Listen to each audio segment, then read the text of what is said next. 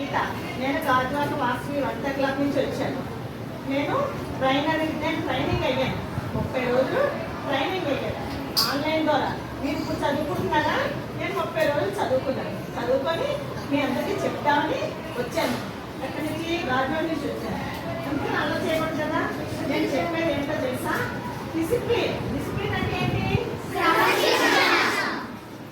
మీరు క్రమశిక్షణగా ఉండాలి. ఓకే, అలా చేయకూడదు. రోజు స్కూల్కి ఎన్ని గంటలకు వస్తున్నారు? 8:30 ఈవినింగ్ ఎంతవరకు? అంతవరకు ఏం చేస్తారు? మరి ఇప్పుడు టీచర్ వాళ్ళతో మీరు ఏం చేస్తున్నారు? ఆడుకుంటున్నారా, కొట్టుకుంటున్నారా? అలా కొట్టుకోవచ్చా? ఫ్రెండ్సే కదా, అలా కొట్టుకోకూడదు. కొట్టుకోకూడదు, ఫ్రెండ్లీగా ఉండాలి. ఓకేనా? మంచి గర్ల్స్ బాయ్స్ అందరూ మంచివాళ్ళు.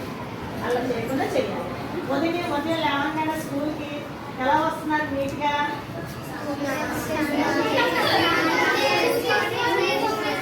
కూర్చొని చెప్పమని టీచర్ ఎలా వస్తున్నారో సంతోషంగా హ్యాపీగా బ్యాగులు పట్టుకొని వస్తున్నారు కదా.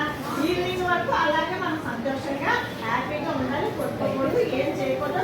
అందరూ ఫ్రెండ్లీగా ఉండాలి. ఓకే, ఒకరికి తెలియలేని విషయాలు ఇంకొకరు తెలుసుకోవాలి. ఓకే, అప్పుడు అలా చేయకూడదు.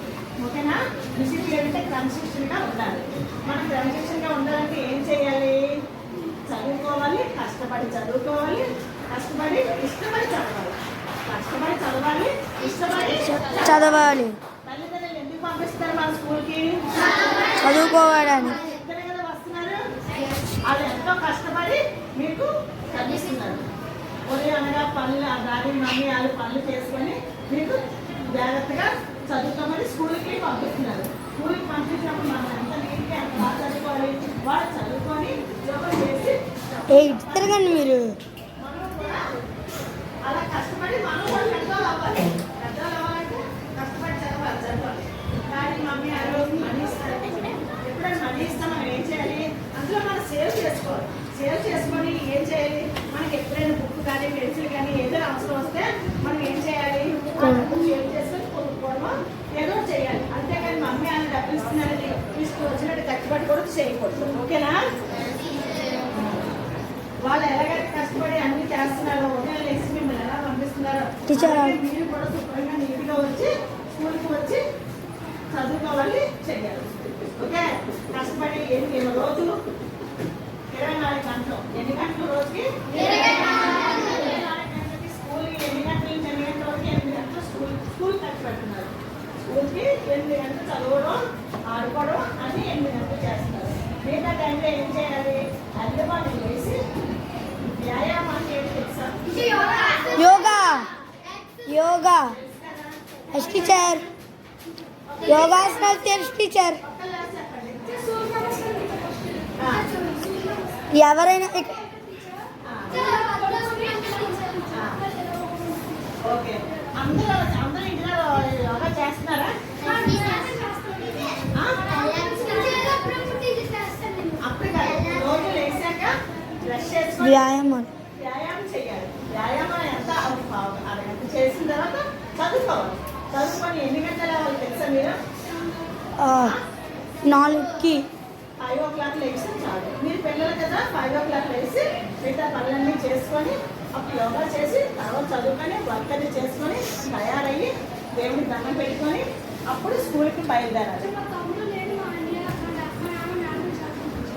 మేడం కదా యోగా చేస్తున్నారా? ఇక్కడ ఇంటి దగ్గర చేస్తున్నారు. అందుకని కష్టపడి చదవాలి, చెయ్యాలి. ఓకే, టైం వేస్ట్ చేయకూడదు.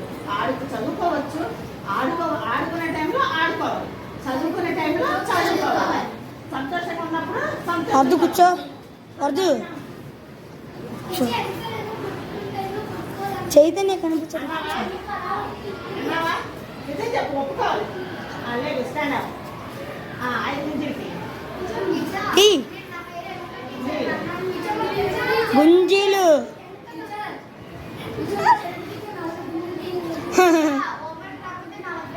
ఓకే, చాలు. దాన్ని ఏమంటారు మీరు?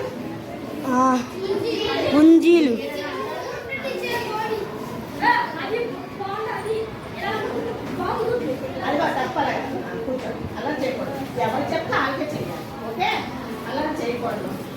అమ్మా ఏం చేయాలి? ఖాళీగా ఉన్న సమయంలో మనం టైం వేస్ట్ కాకుండా మనం చేయాలి.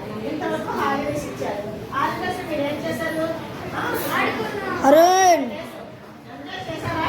ఆడుకోవడం, అమ్మమ్మ వాళ్ళ ఇంటికి వెళ్ళడం, ఊరికి వెళ్ళడం, అన్ని టైం స్పెండ్ చేశారు కదా. తాతయ్యతోనే, అమ్మమ్మతోనే, నాన్నమ్మతోనే, తాతయ్యతోనే, అందరితోనే ఎంజాయ్ చేశారు. ఎంజాయ్ చేసి అన్నీ అయిపోయిన తర్వాత మళ్ళీ చదువుకోవాలి. చదువుకొని క్వార్టర్లీ ఎగ్జామ్స్ అయిపోతాయి కదా. క్వార్టర్లీ ఎగ్జామ్స్ అయిపోయి మళ్ళీ హాలిడేస్ వస్తాయి. అంటే ఎగ్జామ్స్ అవుతాయి కదా. 3 months అయ్యే ఎగ్జామ్స్ మీకు అవుతాయా? దాన్ని క్వార్టర్లీ అంటారు. 3 నెలలు అయిపోయిన తర్వాత మళ్ళీ ఎగ్జామ్స్ అయిపోయిన తర్వాత మళ్ళీ హాలిడేస్ ఇస్తారు. మళ్ళీ ఆడుకోవచ్చు మనం అందరం కలిసి. అవునా? తర్వాత మళ్ళీ ఏం పని? 6 నెలలకు ఒకసారి ఎగ్జామ్ అవుతుంది. హాఫ్ ఇయర్ క్వార్టర్లీ అది హాఫ్ ఇయర్. అప్పుడు మళ్ళీ చదువుకొని ఆడుకోవచ్చు, స్కూల్కి వెళ్ళొచ్చు, అన్నీ చేయవచ్చు. ఓకే? ఖాళీ టైంలో మనం ఎక్కువ ఏం చేయాలి? హాలిడేస్ని అన్నీ చేస్తూ గేమ్స్ ఆడుకోవాలి. గేమ్స్ అని తెలుసు కదా. ఎస్ టీచర్ ఆట ఆడుకోవాలి. ఆట ఆడుకోవడం ఖోఖో ఆడతారు, kho kho kabaddi football cricket volleyball baseball ఇంకా చెస్